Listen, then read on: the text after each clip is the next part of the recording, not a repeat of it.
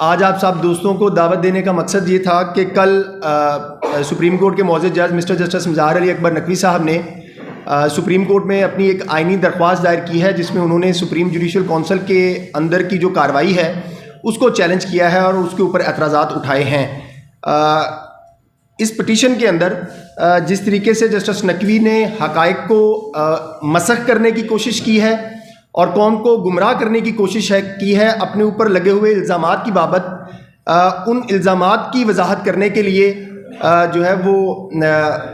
یہ press conference جو ہے وہ کی جا رہی ہے۔ اس کی وجہ یہ ہے کہ جسٹس نقوی صاحب کی اس پٹیشن سے ہمیں یہ تاثر ملتا ہے کہ وہ سپریم جوڈیشل کونسل کو بلیک میل کرنے کی کوشش کر رہے ہیں، سپریم جوڈیشل کونسل کو دھمکی آمیز جو ہے ان کے خلاف زبان استعمال کر رہے ہیں۔ ایک معزز جج کو جو اپنے ساتھی جج صاحبان کے بارے میں زبان استعمال کرنی چاہیے، اس سے ہٹ کر غیر عدالتی غیر مہذب زبان جو ہے وہ استعمال کی گئی ہے۔ اس لیے ہماری سپریم جوڈیشل کونسل سے یہ استدعا ہے، یہ مطالبہ ہے کہ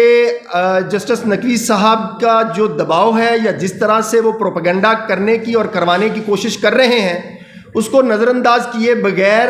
سپریم جوڈیشل کونسل جو ہے وہ اپنی کارروائی آگے بڑھائے۔ اس سے پہلے جب 20 نومبر کو، 21 نومبر کو اور 22 نومبر کو سپریم جوڈیشل کونسل کی کارروائی ہوئی تھی، تو اس میں جسٹس نقوی صاحب کی ان کے وکیل کی شکایت کے اوپر کونسل نے یہ حکم جاری کیا تھا کہ کونسل کی کارروائی جو ہے وہ ان کیمرہ پروسیڈنگ ہے، تو وہ میڈیا کے اوپر رپورٹ نہیں کی جائے گی۔ تو میں قانون کا تابع ہوں اور اس لیے سمجھتا ہوں کہ کونسل کی کارروائی کے اوپر نہ کوئی بات کی جائے گی اور نہ ہی اس کے اوپر کوئی رائے زنی کی جائے گی۔ لیکن چونکہ جسٹس نقوی نے اب یہ پٹیشن دائر کی ہے اور اس پٹیشن کے اندر اپنے تمام جو الزامات تھے ان کا جواب بھی انہوں نے ریپروڈیوس کیا ہے، اور اس پٹیشن کو انہوں نے سیکرٹری سپریم جوڈیشل کونسل کو کارروائی بنا کر دائر کی ہے، تو اب یہ سمجھتے ہیں کہ یہ ایک پبلک ڈاکومنٹ ہے، اس لیے اس پبلک ڈاکومنٹ کی بنیاد کے اوپر پبلک کو ان کے معلومات تک رسائی کے حق سے جو ہے وہ محروم نہیں کیا جا سکتا۔ جسٹس نقوی صاحب نے اپنی ہم یہ سمجھتے ہیں، میں ذاتی طور کے اوپر قانون کا طالب علم ہونے کے ناطے یہ سمجھتا ہوں کہ جسٹس نقوی نے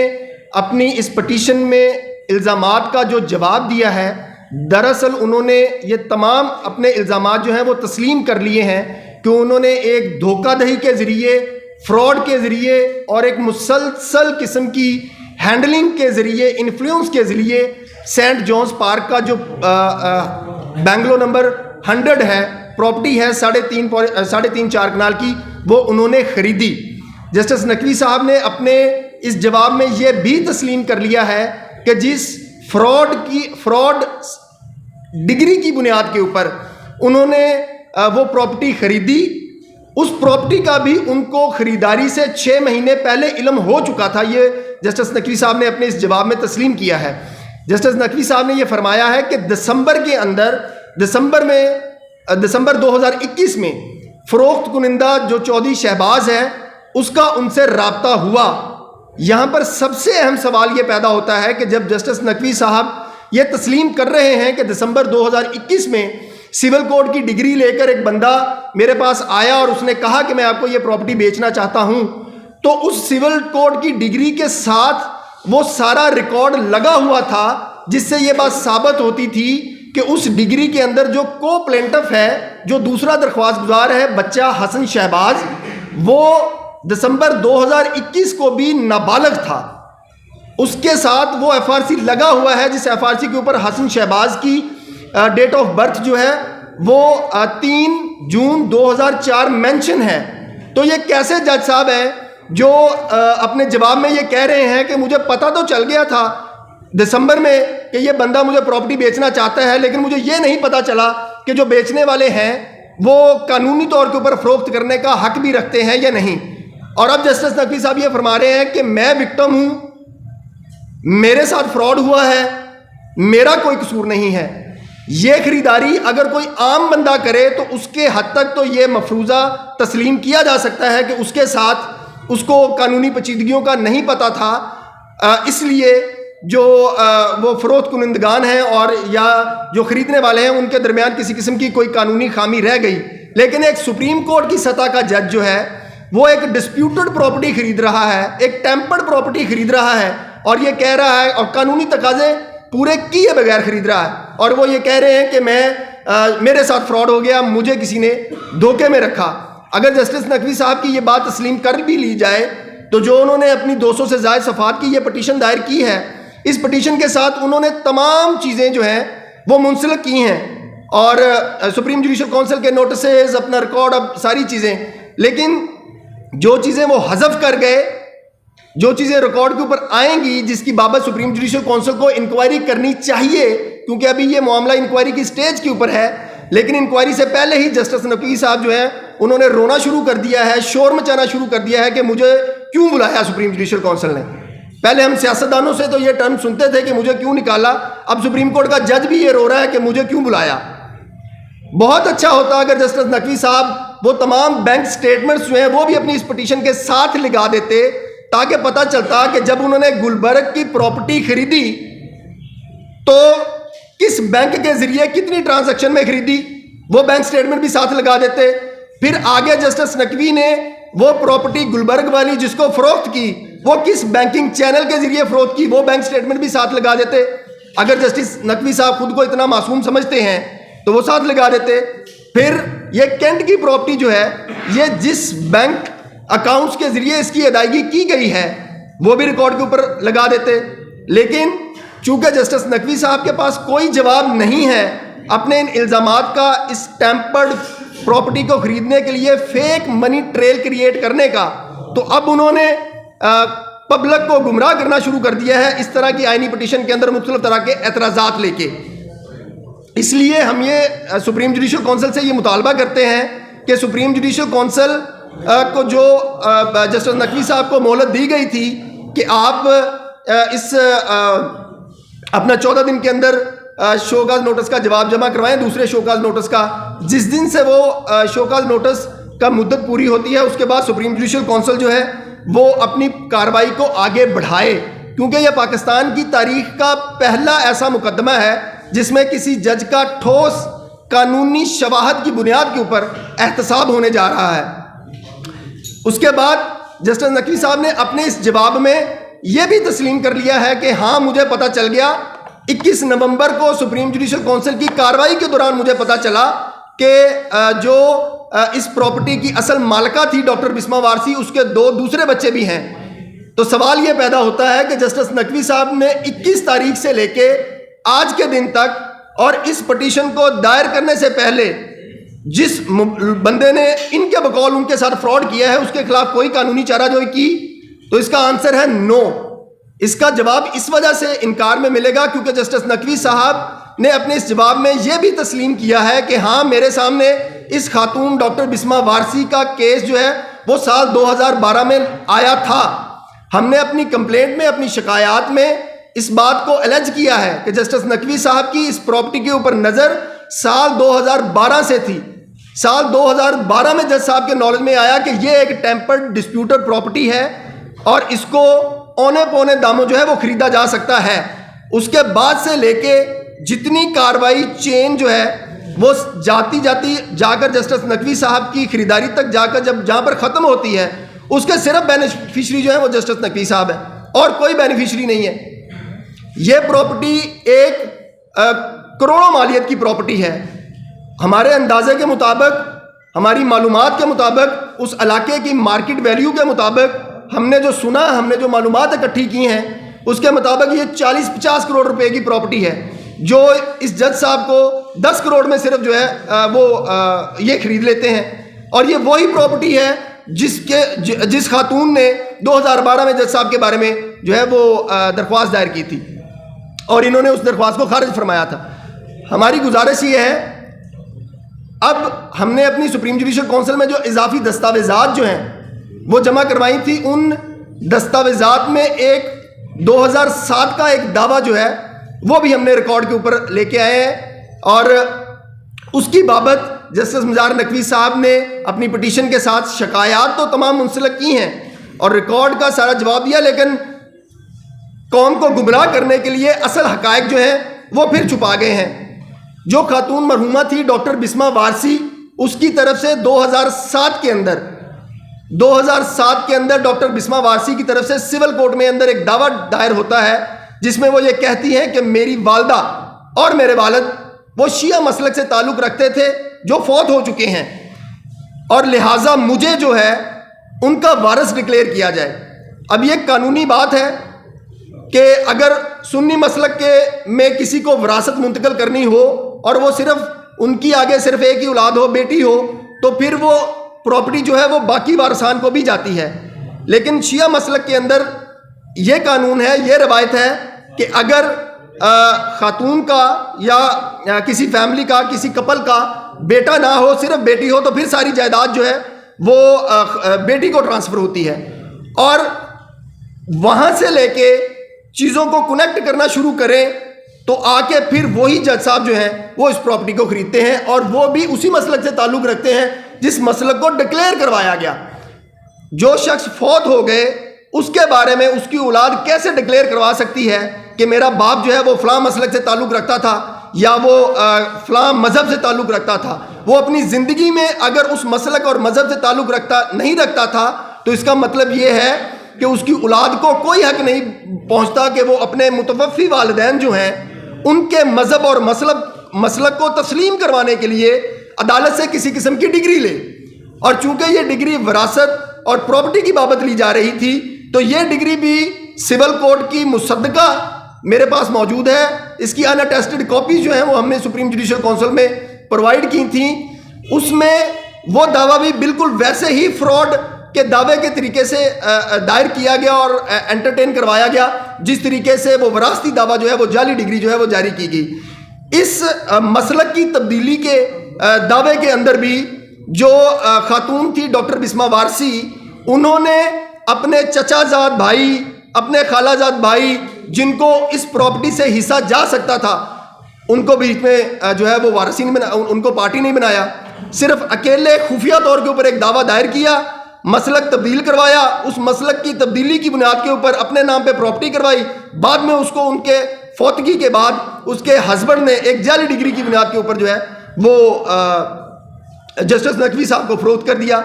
اس پٹیشن کے اندر جسٹس نقوی صاحب نے خود یہ بات گراؤنڈ لی ہے پیج 2 کے اوپر کہ یہ ایک تسلیم شدہ قانون ہے کہ اگر کوئی بنیادی ٹرانزیکشن جو ہے وہ غیر قانونی ہے تو اس کے اوپر بننے والا سارا سپر سٹرکچر جو ہے وہ غیر قانونی ہے۔ تو یہ اصول جو ہے وہ جسٹس نقوی صاحب کے اوپر اس پراپرٹی کی خریداری کے اوپر جو ہے وہ کیسے لاگو نہیں ہوتا کہ جب آپ نے اپنے جواب میں یہ تسلیم کر لیا ہے کہ ہاں اس پراپرٹی کی اس خاتون کے واقعی 2 مائنر بچے جو ہیں وہ بھی موجود ہیں، تو اس کا مطلب یہ ہوا کہ یہ سیل ڈیڈ، یہ ٹرانزیکشن ساری ہی غیر قانونی ہو گئی، تو پھر آپ ان کو واپس کر دیں۔ آپ کیوں اس کے اوپر جو ہے وہ قبضہ کر کے بیٹھے ہوئے ہیں؟ آپ سپریم کورٹ کے جج ہیں، یہ کوئی عام بندہ غلطی کرے تو اس کو اس غلطی کی گنجائش مل سکتی ہے کسی حد تک، لیکن ایک سپریم کورٹ کی سطح کا جج جو ہے وہ اتنی بوگس ٹرانزیکشن کے ذریعے ایک پراپرٹی کو خرید رہا ہے، نابالغ اور یتیموں کی پراپرٹی جو ہے وہ ہتھیا رہا ہے، اور وہ کہہ رہا ہے کہ میرے ساتھ فراڈ ہو گیا ہے، اور پھر اپنے اس فراڈ کو کور کرنے کے لیے سپریم جوڈیشل کونسل کی کارروائی کے اوپر، سپریم جوڈیشل کونسل کے ممبران کے اوپر جو ہے وہ اعتراض اٹھایا جا رہا ہے۔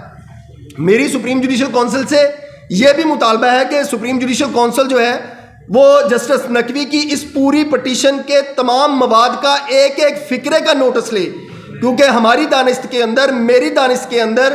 یہ پٹیشن جو ہے وہ توہین عدالت کے زمرے میں آتی ہے، اور سپریم جوڈیشل کونسل کو آئین کے آرٹیکل 210 کے تحت وہ تمام اختیارات حاصل ہیں، توہین عدالت کی کارروائی کرنے کا بھی اختیار حاصل ہے۔ اگر کوئی بندہ سپریم جوڈیشل کونسل کے جج کو یا سپریم جوڈیشل کونسل کے کسی ممبر کو سکینڈلائز کرتا ہے، کرٹیسائز کرتا ہے، یا اس کے اوپر بے بنیاد قسم کے الزامات عائد کرتا ہے، یہ بات قانونی حلقے بڑی اچھے طریقے سے جانتے ہیں کہ جسٹس نقوی صاحب جو یہ موقف اپنا رہے ہیں کہ مجھے سپریم جوڈیشل کونسل کے 3 ممبران کے اوپر اعتراض ہے لہٰذا وہ الگ ہو جائیں، یہ اعتراض کسی جج کے اوپر اٹھانا بھی توہین عدالت کے زمرے میں آتا ہے۔ ہم سارا دن عدالتوں کے اندر یہ بات فیس کرتے ہیں، سنتے ہیں، ہمیں پتہ ہوتا ہے کہ سامنے والے معزز جج صاحب جو ہیں وہ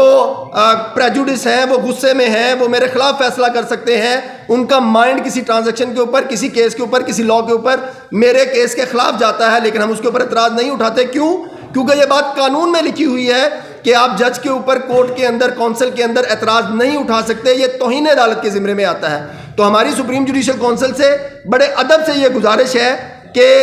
جسٹس نقوی کی اس پٹیشن کو جواب تصور کیا جائے, کیونکہ اس پٹیشن کی کاپی جو ہے وہ سیکرٹری سپریم جوڈیشل کونسل کو پارٹی بنانے کی بنیاد کے اوپر موصول ہوئی ہے, ان کو دی گئی ہے, ان کو نوٹس بھجوایا گیا ہے, اور اس کے اندر جو لینگویج جسٹس نقوی نے سپریم جوڈیشل کونسل کے ممبران کے بارے میں استعمال کی ہے اس کو تسلیم کیا جائے, اس کو ریکارڈ کا حصہ بنایا جائے, اور جسٹس نقوی کے خلاف توہین عدالت کی کارروائی جو ہے وہ بھی کی جائے. دوسری گزارش یہ کرنی تھی کہ سپریم جسٹس نثار نقوی صاحب نے اپنے جواب کے اندر جو جواب انہوں نے اس پبلک ڈاکومنٹ یعنی کہ آئینی درخواست کے ساتھ اس میں انکارپوریٹ کیا ہے, اس میں وہ یہ بات بھی تسلیم کر چکے ہیں کہ انہوں نے اپنی ٹیکس کی امینڈمنٹ ریٹرن جو ہے وہ امینڈمنٹ کرنے کے لیے بھی انہوں نے قانون کی خلاف ورزی کی. انہوں نے تسلیم کیا ہے کہ میں نے 4 مرتبہ جو ہے وہ اپنی ٹیکس کی امینڈمنٹس کی ہیں. اور پبلک کو گمراہ کرنے کے لیے جسٹس نقوی صاحب نے اس کے اندر ایک اور جھوٹ یہ بولا کہ جو شکایت کنندہ ہے میاں داؤد, انہوں نے جو میری ٹیکس ریٹرنز حاصل کی ہیں وہ غیر قانونی طریقے سے حاصل کی ہیں, جبکہ میری کارروائی, میری کمپلینٹ, میرا سارا موقف جو ہے وہ ریکارڈ کے اوپر ہے. میں نے اپنی درخواست کے ساتھ کسی سطح کے اوپر جسٹس نقوی کی ٹیکس ریٹرنز کو اپنے ریکارڈ کا حصہ ہی نہیں بنایا. ایک معلومات تھیں, اس معلومات کی بنیاد کے اوپر سپریم جوڈیشل کونسل سے استدعا کی کہ ہمیں یہ معلومات ہے کہ انہوں نے اپنے جو 2021 کا سال ہے اس کی ٹیکس ریٹرنز میں بھی کچھ ترامیم کی ہیں تاکہ اس پراپرٹی کے لیے فیک منی ٹریل جو ہے وہ کریٹ کی جا سکے. اور جج صاحب اپنے رپلائی میں یہ بات خود تسلیم کر گئے ہیں کہ میں نے جب ستمبر 2021 میں ٹیکس ریٹرن اپنی جمع کروائی تو اس میں پراپرٹی کی جو پراپرٹی ویلیو ہے, پراپرٹی انکم کی رینٹل انکم کو کریکٹ کرنے کے لیے جو ہے وہ میں غلط ہو گئی تھی, اس کو کریکشن کرنے کے لیے میں نے ریوائز کروائی. لیکن اگلے پیراگراف میں لکھتے ہیں کہ میری جو پراپرٹی ہے گلبرگ والی اس کی مالیت میں 6 کروڑ لکھ گیا تھا, وہ میں نے 72 کروڑ کر دی ہے. بھئی یا تو آپ نے رینٹل انکم کو کریکٹ کرنا تھا جس کے لیے آپ کلیم کر رہے ہیں کہ آپ نے قانون کے مطابق اس ریٹرن میں ترمیم کی ہے, صرف آپ اس حد تک ترمیم کرتے, لیکن آپ آگے جا کے اپنی پراپرٹی کو زیادہ کر رہے ہیں, اور یہ اس وجہ سے کر رہے ہیں کہ تاکہ آپ کینٹ کی پراپرٹی کے لیے فیک منی ٹریل کو جسٹیفائی کر سکیں. پھر اس کے بعد تیسری دفعہ جج صاحب جو ہے وہ یہ تسلیم کر رہے ہیں کہ میں نے دوسری مرتبہ اپنے گھر کے اخراجات جو ہیں وہ کم کرنے کے لیے ترمیم کی.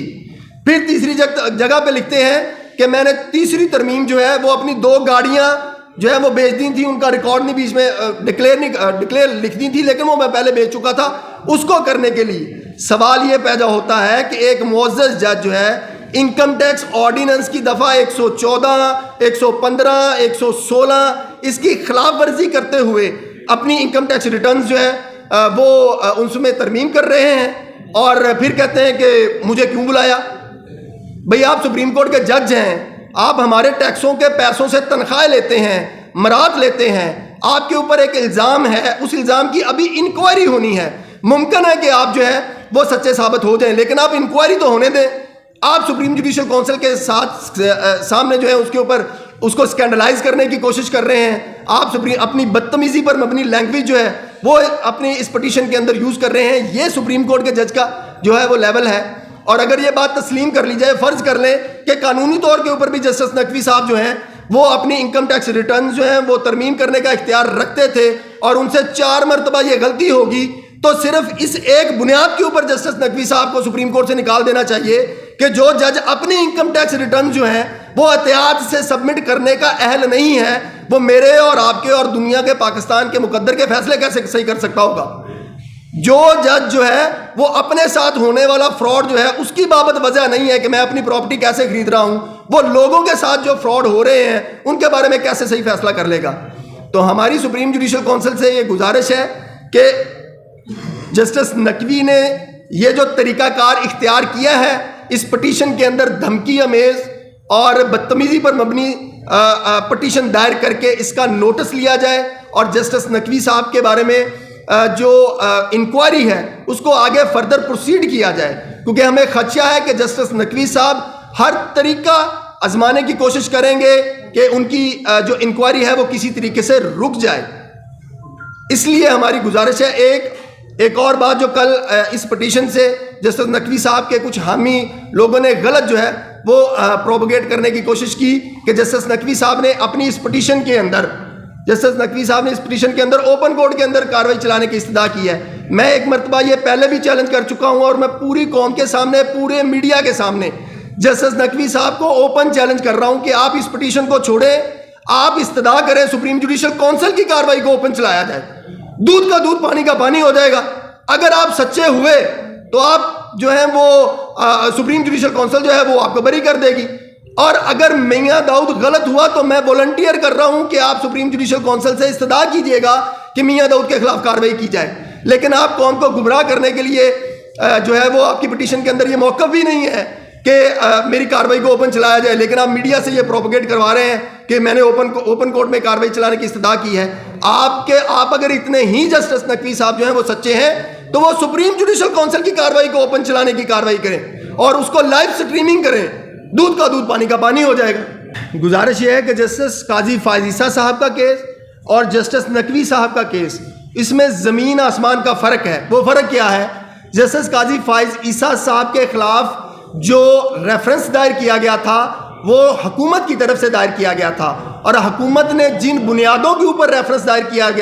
کیا تھا وہ بنیادیں غیر قانونی طریقے سے اکٹھی کی گئی معلومات کی بنیاد کے اوپر تھیں۔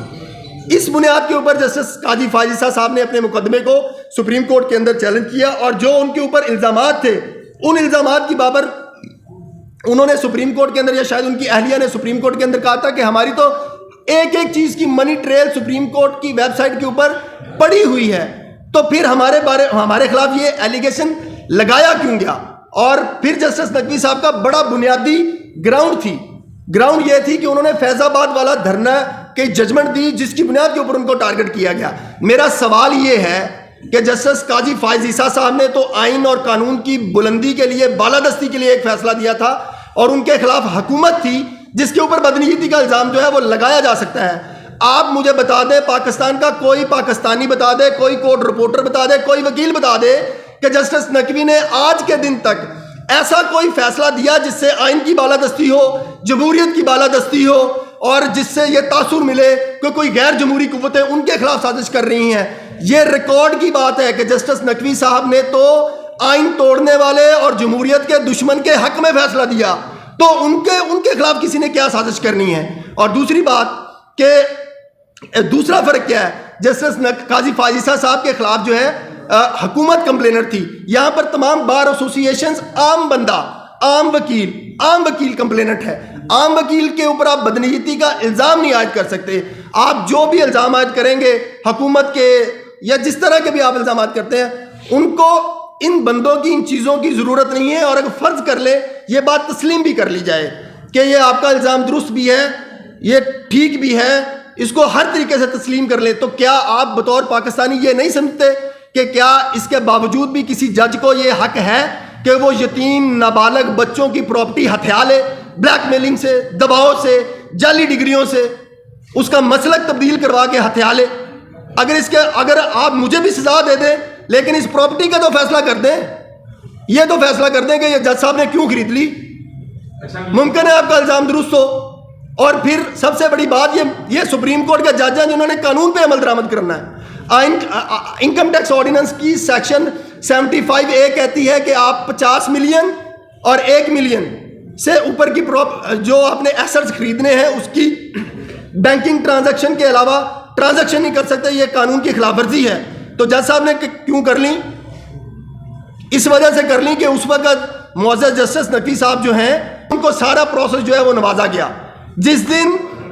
دن مالک کے نام کے اوپر پراپرٹی ٹرانسفر ہو رہی ہے اس سے ایک دن پہلے ہی جسٹس نقوی صاحب کو کیسے پتا چل گیا کہ میں نے اسٹامپ پیپر نکلوانا؟ میرا ان کے ساتھ ذاتی اناد یہ ہے جی کہ میں وکیل ہوں، میں پاکستانی ہوں، میں یہ سمجھتا ہوں کہ ایک کرپشن کے الزامات کا سامنا کرنے والا اور ٹھوس ٹھوس الزامات کی بنیاد کے اوپر، جسے اب جسٹس نقوی نے تسلیم بھی کر لیا کہ انہوں نے غیر قانونی طریقے سے غیر قانونی بنیادوں کے اوپر وہ پراپرٹی خریدی، تو ایسا جج جو ہے وہ عدلیہ کی آزادی کے لیے سب سے بڑا خطرہ ہے۔ جسٹس نقوی صاحب نے اپنی اس پٹیشن کے اندر یہ موقف لیا ہے کہ میرے خلاف جو ریفرنسز ہیں وہ عدلیہ کی آزادی کے اوپر حملہ ہے۔ ہمارا یہ موقف ہے کہ کرپٹ ججز کا عدلیہ کے اندر موجود ہونا سب سے بڑا عدلیہ کی آزادی کے لیے حملہ ہے۔ اس لیے یہ ریفرنس، یہ کاروائی جج کے کنڈکٹ کے بارے میں، تو بعد میں اس کی کرپشن کی انکوائری کرنے کی بابت ہے ابھی، اور یہ کہہ رہے ہیں کہ مجھے انکوائری بھی نہ کرے، مجھے کیوں بلا رہی ہے سپریم جوڈیشل کونسل، میں سپریم جوڈیشل کونسل کے سامنے نہیں جاؤں گا۔ اگر آپ اس کا ون لائنر اس پٹیشن کا ون لائنر ترجمہ کریں نا، تو جسٹس نقوی صاحب نے تسلیم کیا کہ ہاں میں نے 2 نمبری کی ہے، جاؤ میرا جو کر سکتے ہو کر لو۔ ہمارا یہ کیس نہیں ہے کہ یہ ایف بی آر میں ڈکلیئرڈ ہیں یا نہیں ڈکلیئرڈ ہیں، یا انہوں نے یہ قانونی یا انہوں نے کہیں اس کو پبلک کیا ہے یا اس کی ڈاکومنٹ۔ ہمارا کیس یہ ہے کہ انہوں نے سینٹ جانز پارک کی پراپرٹی خریدنے کے لیے جو رقم اکٹھی کی وہ فیک منی ٹریل کی بنیاد کے اوپر ہے، اس کے پیچھے کوئی قانونی آمدن کے ذرائع موجود نہیں ہیں، اس کے پیچھے کوئی قانونی، اس کی بنیاد کے اندر قانونی پروسیس نہیں ہے۔ ہمارا یہ کیس نہیں ہے کہ انہوں نے ایف بی آر نے اس کو نوٹس نہیں دیا یا کیوں دیا یا وہ ڈکلیئرڈ ہے، ہمارا یہ کیس ہی نہیں ہے۔ جسٹس نقوی صاحب نے بنیادی طور کے اوپر اس بات کو تسلیم بھی کیا اور قوم کو دھوکہ بھی دینے کی کوشش کی ہے کہ میرے ایسا ڈکلیئر ہے، ہمارا وہ کیس ہی نہیں ہے۔ اور دوسری بات، فرض کر لیں ہمارا تو ایلیگیشن یہ ہے کہ یہ اس وقت کی حکومت اور اسٹیبلشمنٹ کے جو ہے وہ وفادار کا کردار ادا کر رہے تھے، تو ایف بی آر نے تو جان بوجھ کے ان کی کسی قسم کی کوئی انکوائری نہیں کرنی تھی، اور اگر ایف بی آر نہیں بھی انکوائری کرتا تو سپریم جوڈیشل کونسل کے پاس آئین کے آرٹیکل 210 کے تحت آئین کے آرٹیکل 184(3) کے اختیارات ہیں، وہ کوئی بھی کاروائی، کوئی بھی طریقہ کار جو ہے وہ اڈاپٹ کر سکتی ہے کسی بھی جج کے کنڈکٹ کے اوپر اگر الزام اٹھتا ہے تو۔ کہ دوسرے سوال کا پہلے جواب دے دوں کہ میں پریس کانفرنس میں قطعاً سپریم جوڈیشل کونسل کی کاروائی ڈسکس نہیں کر رہا، سپریم جوڈیشل کونسل کے پروسیڈنگ کے بارے میں، ادھر ہونے والی ڈاکومنٹیشن کے بارے میں نہیں کر رہا۔ میں نے پہلے اس بات کا اظہار کیا، میں قانون کے طالب علم ہونے کے ناطے قانون کے تابع ہوں کہ میں سپریم جوڈیشل کونسل کے بارے میں کوئی بات نہیں کر رہا۔ یہ پبلک ڈاکومنٹ جسٹس نقوی صاحب نے سپریم کورٹ میں آئینی درخواست دائر کی ہے، اس درخواست کے اندر انہوں نے سپریم جوڈیشل کونسل کی کاروائی کو ریپروڈیوس کیا ہے، اس درخواست کے ساتھ ساری چیزیں لگائی ہیں، تو اس لیے یہ اب ایک پبلک ڈاکومنٹ ہے۔ تو جب یہ پبلک ڈاکومنٹ ہے تو عوام کو ان کا معلومات تک رسائی کا جو آئینی حق ہے وہ بتانا ضروری ہے کہ جسٹس نقوی صاحب نے اپنی اس آئینی پٹیشن کے اندر کیا بے بنیاد قسم کی چیزیں، بدتمیزی پر مبنی الفاظ استعمال کر کے عدلیہ کو اسکینڈلائز کرنے کی کوشش کی ہے اور اپنے الزامات جو ہیں وہ تسلیم کیے ہیں۔ دوسری بات رہے گی دھمکیوں والی، تو میری یہ حرکتیں ایک طویل عرصے سے ہیں اور طویل عرصے سے چلتی آ رہی ہیں، ساری دنیا جانتی ہے، سارے دوست مجھے جانتے ہیں، یہ دھمکیاں کبھی بھی میرے پہ اثر نہ کی ہیں، نہ کرے گا، باقی اللہ تعالیٰ وارث ہے۔